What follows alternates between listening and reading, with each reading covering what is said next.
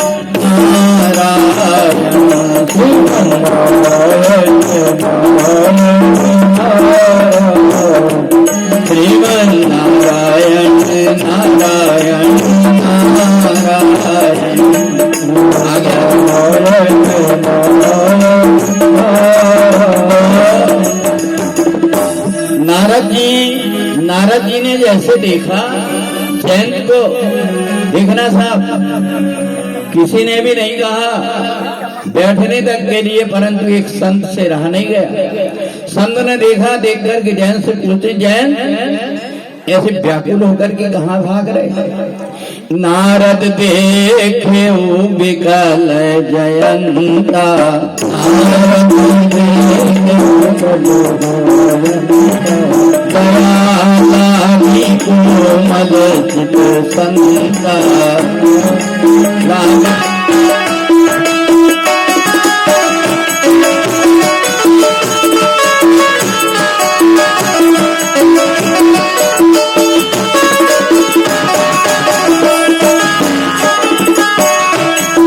दयालागी कोमल चित संता। विमल जयंता दया लागी कोमल चित संता।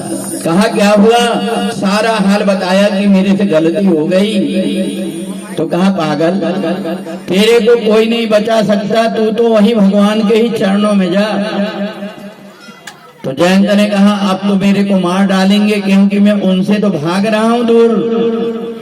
बोले अगर मारना होता तो अब तक कभी के मार डालते, तो तीनों लोक में भाग रहा था, एक किलोमीटर गया, एक कोस भी तो नहीं भाग पाता, अब तेरे को मार डालते। अगर मारना होता, मारना नहीं है, तुम तो एक काम करो, उन्हीं की शरण में जाओ। तो जयंत ने कहा प्रभु मैं क्या बोलूंगा नारद जी, बोलना त्राहिमाम त्राहिमाम, और ये कहना कि अभी तक तो मैं आपका प्रभाव देखने आया था कि आपके अंदर कितना प्रभाव है, और अब मैं आपका स्वभाव देखने आया हूं। क्या देखने आया हूं? स्वभाव। तो अस स्वभाव कहूं सुनहु न देखूं। हारमोनियम नहीं लाया? कहाँ ताला किन्ने लगाया? चाबी दो, ताला लगा के क्यों आ गए? ये लो, ये ले जाओ जल्दी, चाबी ले जाओ। तो कहा अब भगवान का स्वभाव देखने के लिए आया। तो भगवान के चरणों में जैसे गिरा, तो कौआ तो था, प्रणाम करना तो आता नहीं था, ऐसा गिरा साहब, पूंछ कर दिया भगवान की तरफ और सिर कर दिया दूसरी तरफ। सीता जी को दया आई कि देखो इसने चोंच तो मारा था, परंतु कितना सरल, इसको प्रणाम करना भी नहीं आ रहा। तो सीता जी ने उठाया और उसको लेकर के भगवान के चरणों में सीधा डाल दिया। तो जैसे ही सीधा डाल दिया, तो भगवान ने जैसे ही हाथ किया, तो जयंत ने देखा कि अपने आप उसकी आंख से आंसू बहने लगे। भगवान शंकर से पार्वती पूछती है, भगवान राम ने तो बाण छोड़ा था, परंतु अब जयंत पास में आ गया तो मारे क्यों नहीं? बोले देवी ये देवता है और देवता अबद्ध होते हैं, उनको मारा नहीं जाता। तो भगवान राम को मारना नहीं था, केवल देवताओं को ये लग रहा था कि राम जी भूमि में अवतार लेने के बाद में हमारे काम को भूल गए, इसलिए प्रभाव देखने के लिए आया था। तो भगवान ने प्रभाव भी दिखा दिया और अपना स्वभाव भी दिखा दिया। क्या स्वभाव दिखाया? बोले जैसे ही जयंत की आंख से आंसू बहने लगे, तो अभी तक सीता और राम को जो अलग अलग देख रहा था, अब उसकी एक दृष्टि हो गई। एक दृष्टि कैसे हो गई?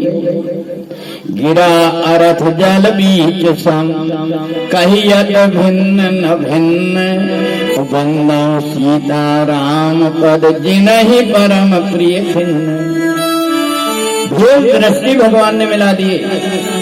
पार्वती जी ने पूछा, भोलेनाथ ये बताओ, अगर ये कौआ मेरे पैर में अगर मारता चोंच तो आप क्या करते? भगवान शंकर ने कहा मेरा त्रिशूल देखी हो ना, मैं इसका मर्डर कर देता बिल्कुल। भगवान शंकर ने कहा यद्यपि तेहि कर बध उचित है, उसको तो मार ही डालना था, परंतु मेरे राम जी का ऐसा स्वभाव है। परंतु देखना, दुनिया अच्छे लोगों को भी जीने नहीं देती। साहब अगर एक दिन के लिए किसी को कह दें कि तुम एक दिन के लिए बाहर चले जाओ, तो वो बाप से भी लड़ लेगा, महतारी से भी लड़ लेगा, तेरे बाप का नहीं है, मैं नहीं जाता, तू क्या कर लेगी? अच्छा मेरी ये समझ में नहीं आया रामचरितमानस में कि राम जी का अपराध क्या था। अगर कोई अपराध करता और उनको कोई दंड देता कि 1 साल 2 साल 14 साल नहीं 100 साल दे देता तो भी मानते, पर भगवान का दोष क्या था जिनको कि 14 वर्ष की सजा हो गई? ये मेरी समझ में राम कथा में अभी तक ही नहीं आया कि भगवान राम का ऐसा दोष क्या था। और ऐसे भगवान के ऊपर इतनी विपत्ति ही नहीं पड़ी। भगवान ने सोचा अब चित्रकूट से चल देना चाहिए। भगवान पहुंच गए पंचवटी में, और पंचवटी में जैसे पहुंचे हैं तो वहां से जब आवाज आई तो सीता और राम जी बड़े आनंदित हो गए। ऐसा लग रहा है कि कोई मेरे को पुकार रहा है। मेरी विनती है बारंबार, प्रभु आ जाओ एक बार। मेरी विनती है बारंबार, प्रभु आ जाओ एक बार। मेरी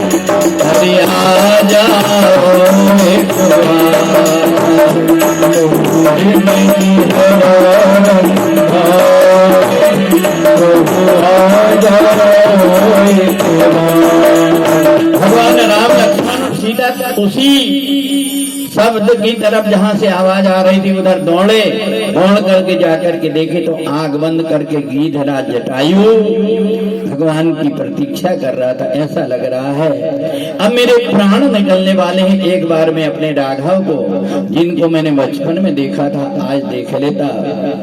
तो जैसे ही भगवान राम लक्ष्मण और सीता पहुंचे, तीनों को लेकर के जटायु ने अपने पंख में और अपनी गोद में ले लिया। गिरिधराज से भेंट भई बहुवीर प्रीत दृढ़ाय, गिरिधराज से भेंट भई गोदावरी निकट रहे परन कैसा,